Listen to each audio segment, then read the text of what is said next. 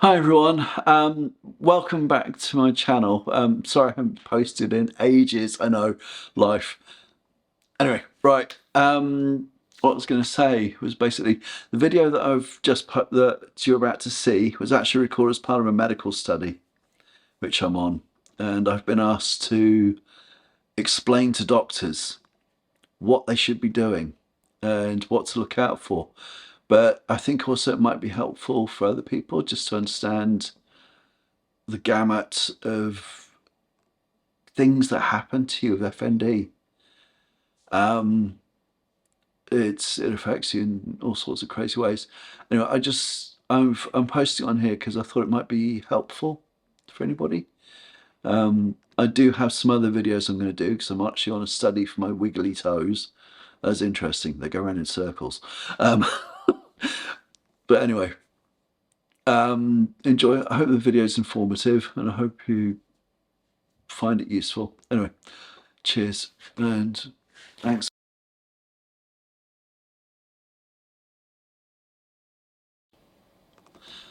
Hi, so I'm going to talk about how to actually behave around people with F.N.D. It's a, how can I say, very complex condition, as those of you who are probably watching this video probably understand. It's not something that's easily understood. And it's a crazy condition. I mean, I myself, for me, heat is an absolute godsend. And it's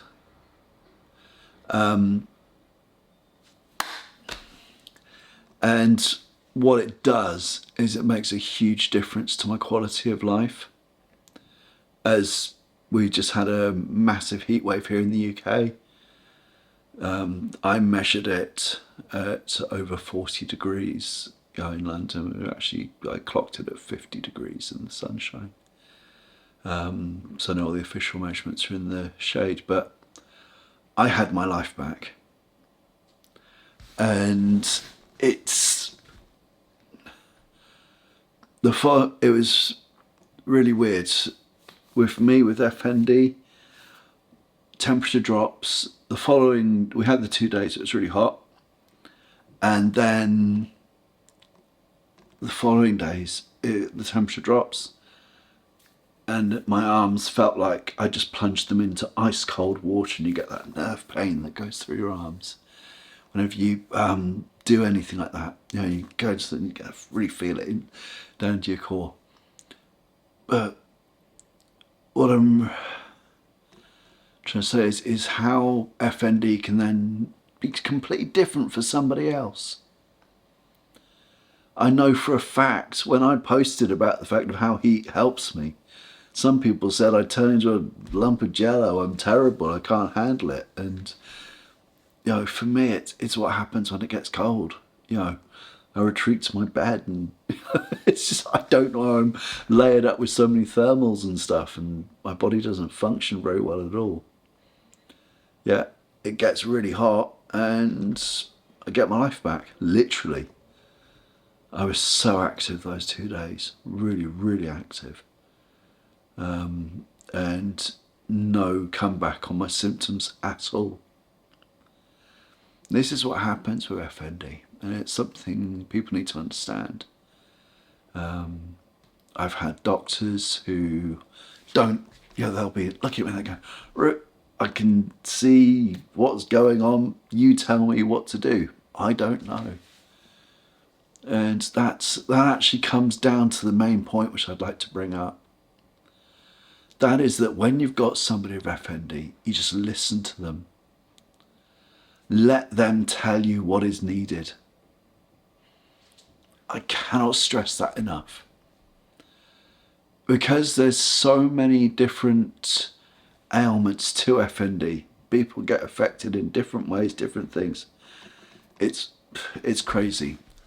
So, like I said, you know, some people can't handle hot, some people can't handle cold. That's just the beginning of it.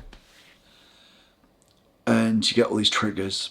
and you get seizures in every part of your body. I've had it traced going into my heart, where my heart actually went bonkers. It goes into my lungs, bladder, that's fun. Just all through your body. And so it's when there's no one thing which you can say, this is F.N.D, that's it. It affects you in ways that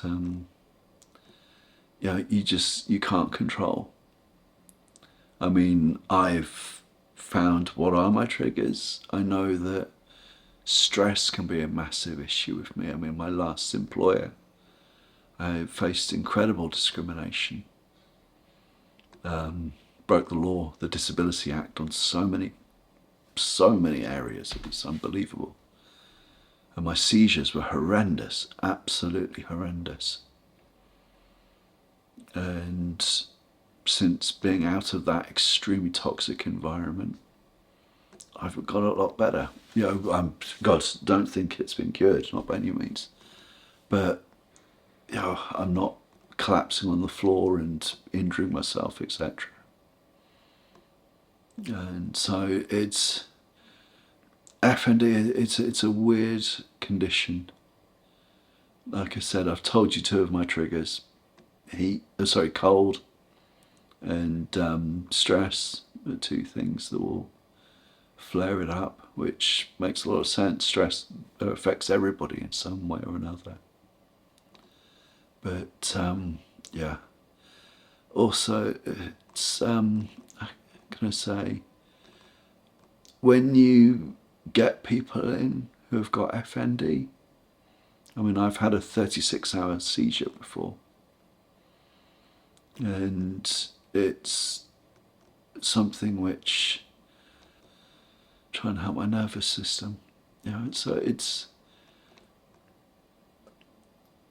a weird one.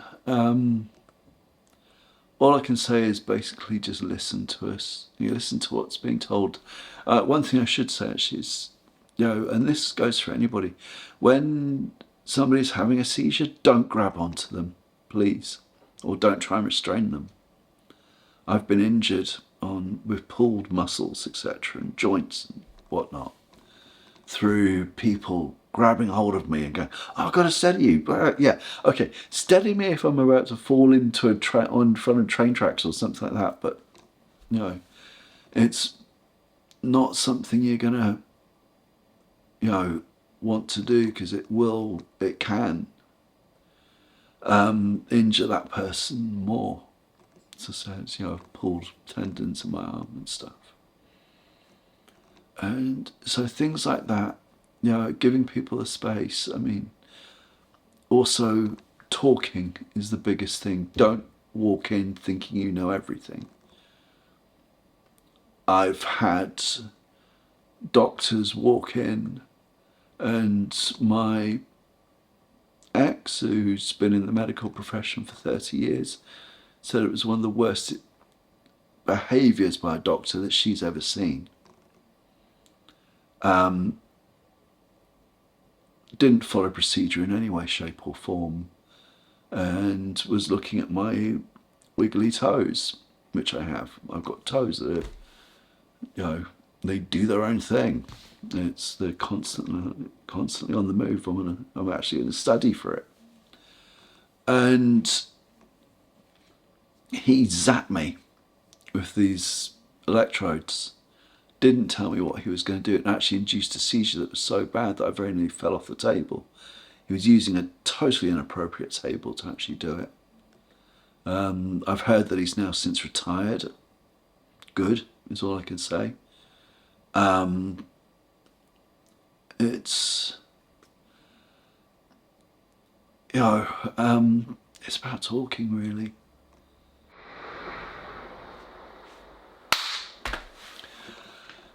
If they're saying this is what would really help me, then yeah, that's pretty much that'll help them, whatever it may be.